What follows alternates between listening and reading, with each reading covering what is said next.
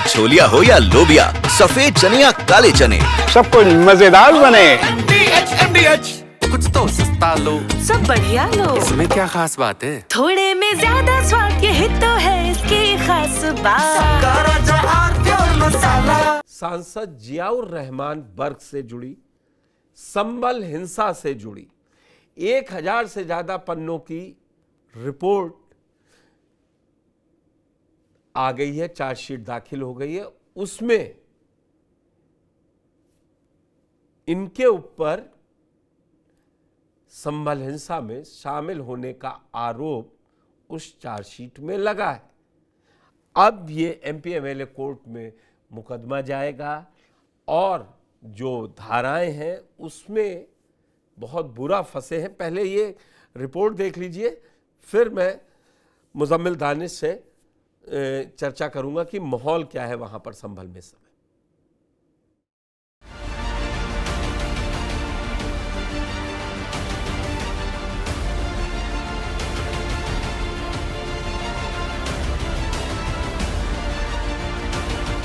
सांसद और जफर अली और अन्य के खिलाफ बखूबी साक्ष्य पाए जाने के बाद पुलिस ने चार्जशीट किया है।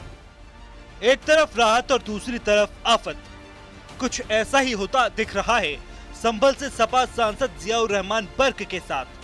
करीब 6 महीने बाद इलाहाबाद हाई कोर्ट के आदेश पर घर में बिजली आई, तो वहीं दूसरी तरफ संभल हिंसा केस में चार्जशीट में नाम आ गया, जिसमें सपा सांसद बर्क पर हिंसा से पहले लोगों को भड़काने का आरोप है।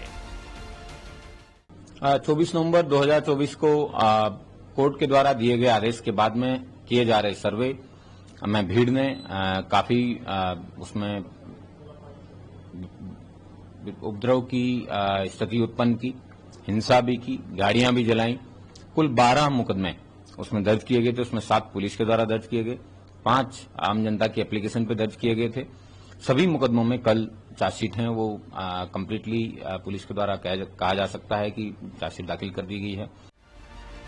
दरअसल 24 नवंबर 2024 को संभल की शाही जामा मस्जिद के सर्वे के समय भड़की हिंसा के मामले में एसआईटी ने चंदौसी की एमपीएमएलए कोर्ट में करीब 1200 पेज की चार्जशीट दाखिल की है।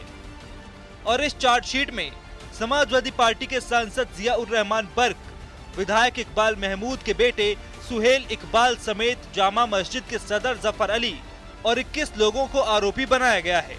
इस हिंसा में 4 लोगों की मौत हुई थी और 29 पुलिसकर्मी घायल हुए थे। इस हिंसा के 90 आरोपी हैं जो कि सलाखों में हैं। कुल 92 लोग गिरफ्तार करके जेल भेजे गए हैं अभी तक।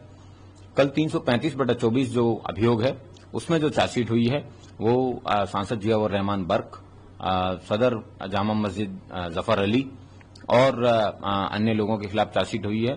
और एक नामजद अभियुक्त जिनका नाम सुहेल इकबाल था, उनको पुलिस के द्वारा एक्सोनरेट भी किया गया है क्योंकि उनके खिलाफ कोई भी साक्ष्य नहीं मिले हैं। सांसद और जफर अली और अन्य के खिलाफ बखूबी साक्ष्य पाए जाने के बाद पुलिस ने चार्जशीट किया है।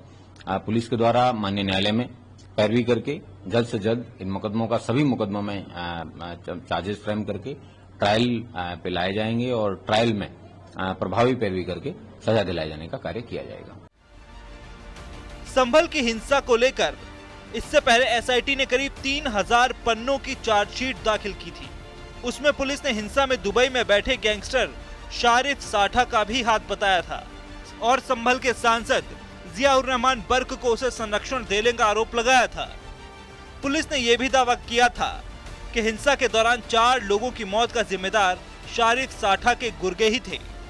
वहीं इस केस में चार्जशीट से नया क्लेश होता दिख रहा है।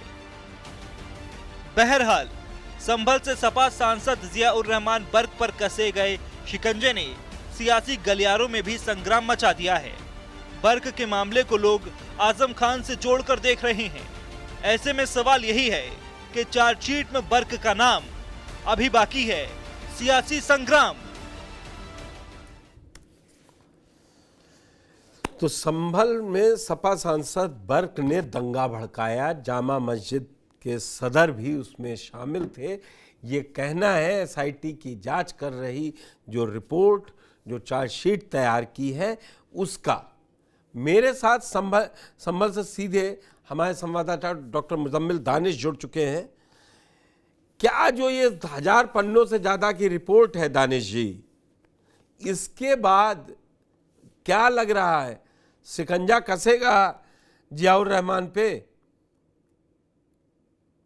मैं आपको बता दूं कि जिस तरह से 24 नवंबर को यहाँ पर हिंसा हुई थी, हिंसा के बाद लगातार संभल के एसपी के विषय और यहाँ पर जिस तरह से टीम गठित है, एसआईटी पूरी जांच पड़ताल करने के बाद जो पूछताछ की थी, साइंटिफिक जो तथ्य मिले थे, उन सभी के आधार पर चार्जशीट तैयार की गई है। जिस तरह से संभल के एसपी विषय ने बताया था, जो साक्ष्य के आधार पर क्योंकि यहाँ के सदर जफर अली जो जामा मस्जिद के हैं, उनके साथ साथ अब यहाँ पे जो जियाउर रहमान बर्क है, इनके खिलाफ चार्जशीट 23 लोगों के खिलाफ हुई है। लेकिन बीच इससे पहले नाम आ रहा था सदर विधायक वाल महमूद के पुत्र सैल इकबाल का आ रहा था, लेकिन जिस तरह से एसआईटी ने पूरी जांच पड़ताल की है, लेकिन फिलहाल इनको क्लीन चिट दे दी गई है।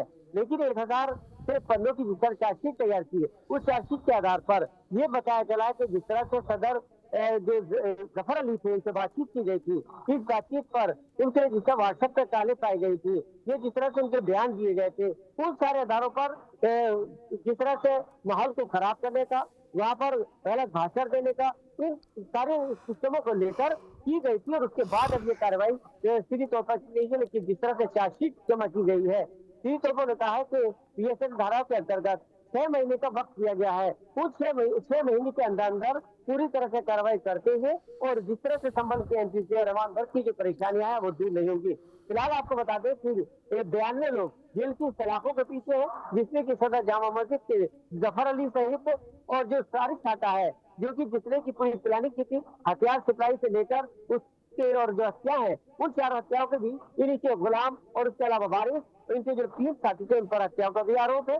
फिलहाल उनके तथ्य के चलते हुए अब चार्जशीट जमा कर दी है और जिस तरह से पुलिस का एक रोल जिसका माना जाता है चार्जशीट के बाद, वो एक खत्म था है, लेकिन आगे कार्रवाई करते हुए और एमपी सांसद पर को की जिस तरह से जो दिक्कत थी वो कभी नहीं आई है, अब बढ़ते हुए नजर आ रही है। और अब चार्जशीट के बाद जिस तरह से आगे डेट होगी उसको देखने की बात होगी। लेकिन जिन धाराओं में आरोप है उसमें सजा बड़ी हो सकती है मुजम्मिल। आपको हम बता दें कि जो धाराएं लगाई है, जिस तरह से वहां पर माहौल खराब करने का, सरकारी संपत्ति का जो नुकसान हुआ उसको देखने का, विवादित भाषण देने का, उन सारी चीजों को देखते हुए क्या तो जो पॉइंट जिस तरह से दिया गया है, तो उन धाराओं के अंतर्गत गिरफ्तारी के साथ साथ काफी लंबी सजा भी हो सकती है। लेकिन फिलहाल क्योंकि आपको बता दें कि जो 25 जुलाई को जो मुकदमा हुआ था, इन्होंने कोर्ट में राहत दी है कि गिरफ्तारी की लेकर, इस गिरफ्तारी के राहत के मिलते हुए चार्जशीट बीच में जमा हुई। उस चार्जशीट 1000 पेशों के जिस तरह से सांसद के साथ 23 लोगों को घेरा गया है, 23 लोगों के खिलाफ चार्जशीट जमा की गई है, आरोप पूरी तरह से सिद्ध होते हुए नजर आ रहे हैं। आरोप लग रहे हैं इसमें 3 साल से 2 साल से ज्यादा की सजा का प्रावधान है। अगर होती है तो सांसदी पर भी संकट आ सकता है मुजम्मिल। जी, आपको बता दें कि जिस तरह से एमपी एमएलए कोर्ट की बात करें तो उस तरह से जो बयान है, लेकिन इन बयानों के अंदर चाहे कोई राजनीतिक हो, किसी तरह से हो, सांसद हो, विधायक हो, माहौल को कोई भी खराब करेगा, सीधी तौर पर प्रशासन का भी कहना था, उसके तहत लगातार प्रशासन की कार्रवाई नजर है। सांसद के खिलाफ जिस तरह से यहाँ के संबल के एसपी सीधी तौर पर हमारी बातचीत की गई है, उनके धाराओं के आधार पर जो लगाई गई है उनमें प्रावधान है 1 से 2 साल तक की कार्रवाई की जा सकती है। लेकिन फिलहाल दरवाजा कोर्ट का लगातार बात की जा रही है। इधर सांसद लगातार अपने आप को बेगुनाह बताते हुए नजर आए थे, लेकिन मैंने नहीं कहा, मैं बड़ा शायराना अंदाज में कहा था उन्होंने, जब उनको नोटिस गई थी ना तो बड़ा शायराना अंदाज आया था कि हम जरा सा कसूर कर दें तो रो भी नहीं सकते, हंस दूं तो बगावत है, रोऊं तब भी बगावत है, बड़ी बड़ी बातें कर रहे थे वो। अभी क्या वो संभल में मौजूद है आज की नहीं है? मैं आपको बता दूं कि संभल में अपने निवास पर मौजूद है, लेकिन अभी जिस तरह से आज उनके मकान को लेकर भी सीधे तौर पर आज 2 परेशानियां एक साथ देखने की बात है कि अभी जिस तरह से एसडीएम कोर्ट में उनका एक मसला था और वहां पर मकान जिन्होंने खेत के अंदर चल रहा था, उसकी भी 26 जून दे दी गई है।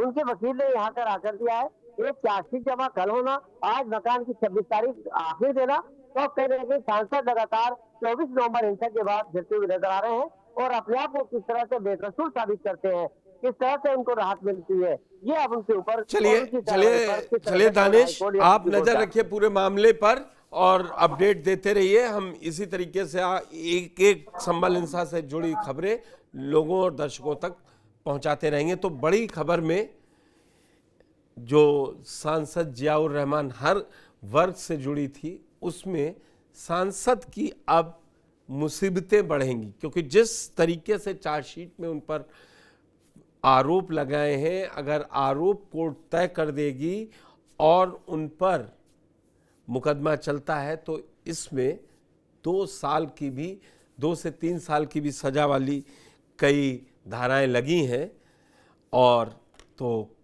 बड़ी आफत आ भी सकती है। फिलहाल बड़ी खबर में इतना ही। मुझे दीजिए इजाजत। धन्यवाद।